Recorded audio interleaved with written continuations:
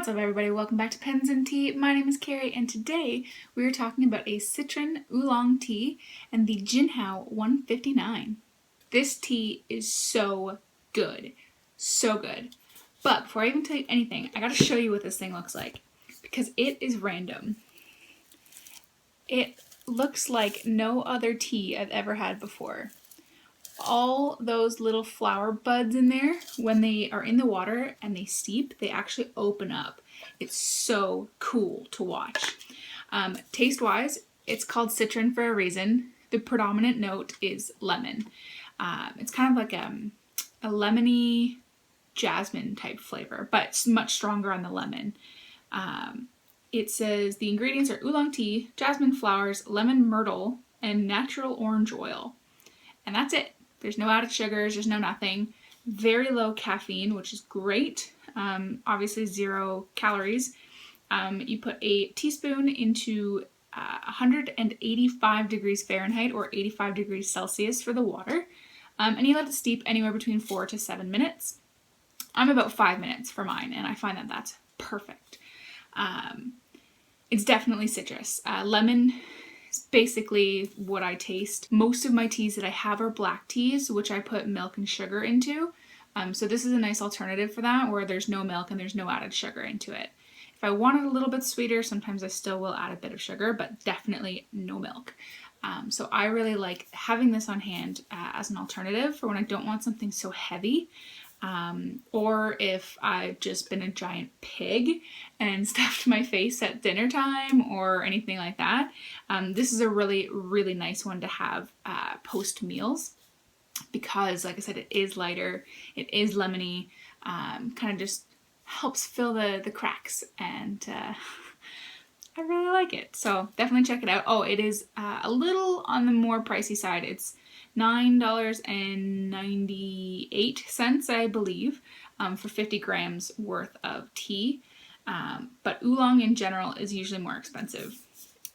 But I would definitely recommend it should you decide to get an oolong tea.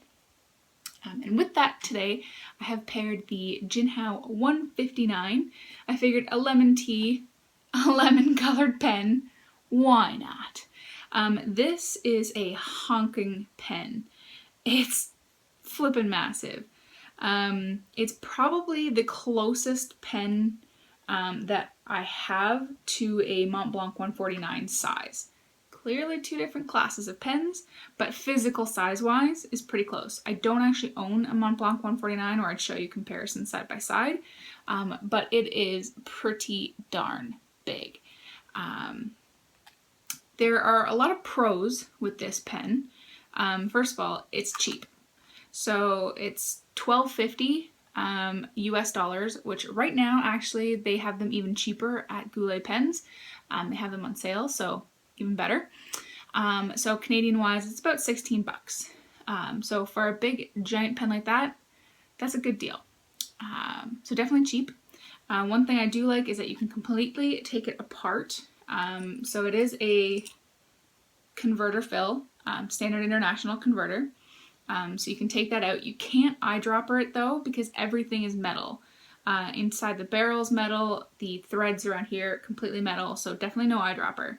But standard international, so you can take that apart. You can take the nib and the feed out to clean it really well. So obviously, another pro, you can swap nibs, number 6 size nibs.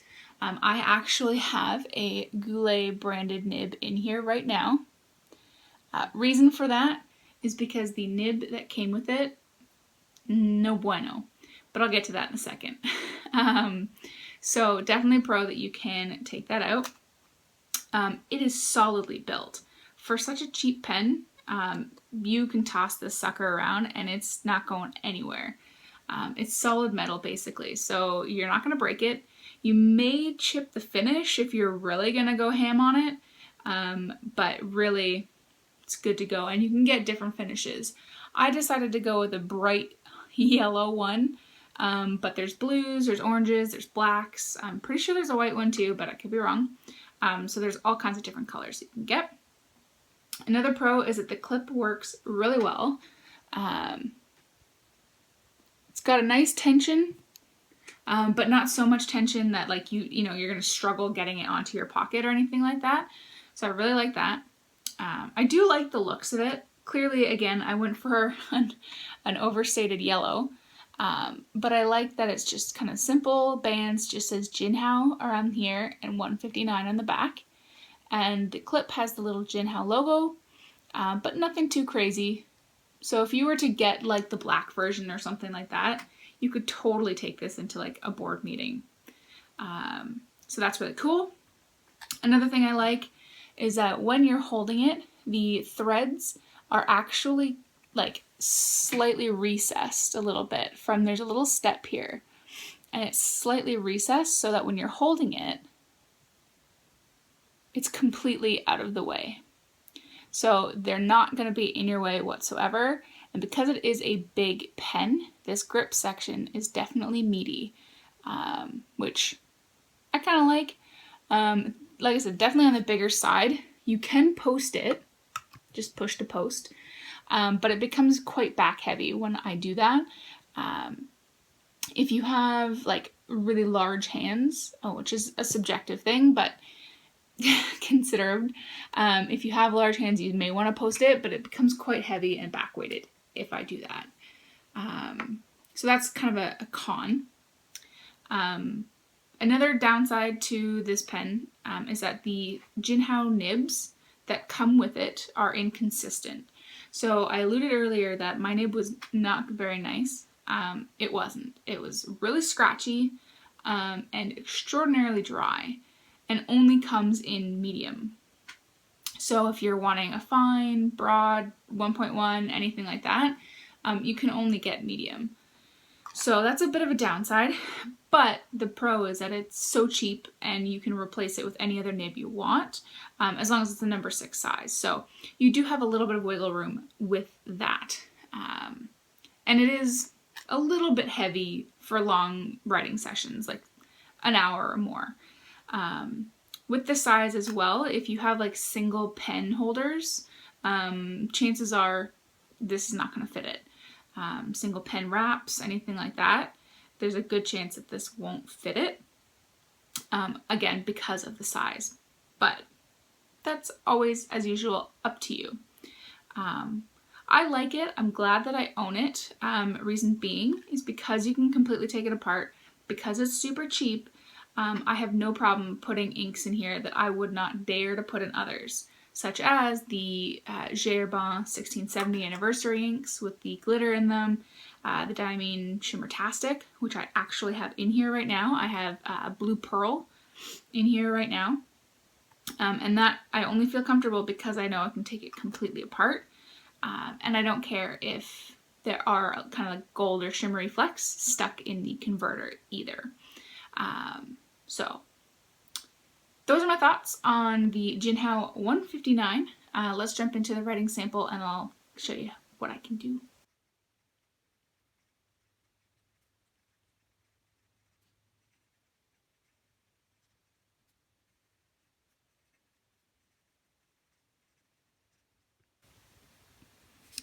So like I said, I have the Goulet pens nib in here right now, with the feed that does come with the Jinhao. So I really like the way that it writes now. You can actually see there's kind of a red shimmer to this ink. Like I said, this is Diamine Blue Pearl. So it has kind of like, it's a darker blue writing with a kind of a silvery shimmer. And in the heavy flows, you will get a red sheen as well. This is a fairly wet writer. Not like a gusher or anything like that, but enough that when you're using inks like this, that you want a heavy-ish flow, you can definitely get it. No issues as far as like any hard starts, even with this kind of crazy ink. You're not going to get a whole lot of line variation. With the Jinhao nib that will come with it, you're not going to get anything either. Those things are stiff. So this is pretty accurate, even though it's a Goulet nib, to what you'll see with the Jinhao one, as far as like line variation and even wetness, because that primarily is the feed, not the nib. So, I mean, you're definitely not going to have any issues there. These nibs, they're quite smooth. They do have a little bit of feedback, so you will feel them moving along the paper. They're not going to be like super glassy, like a Visconti nib or Pelican nib or anything like that. But you could smooth that out on a little bit of Mylar paper if you wanted to. Reverse writing.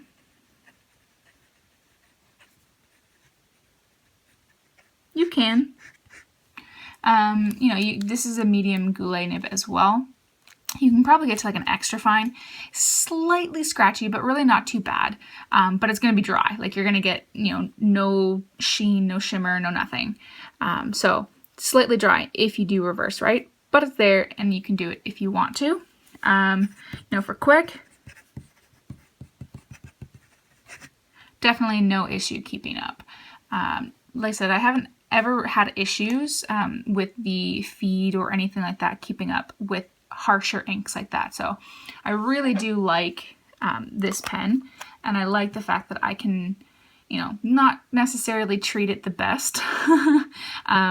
And it, I can still rely on it. It can still hold up very nicely. So would I recommend it? Yes, absolutely I would. And, guys, if you like the video, hit that thumbs up button. If you really like that video, hit the subscribe button. I make videos every Monday and Friday. And don't be afraid to leave any questions, comments, or concerns in the comment section below. I do read them all, and I try my best to answer them all as soon as I can. Cool. I'll see you guys next time. Bye.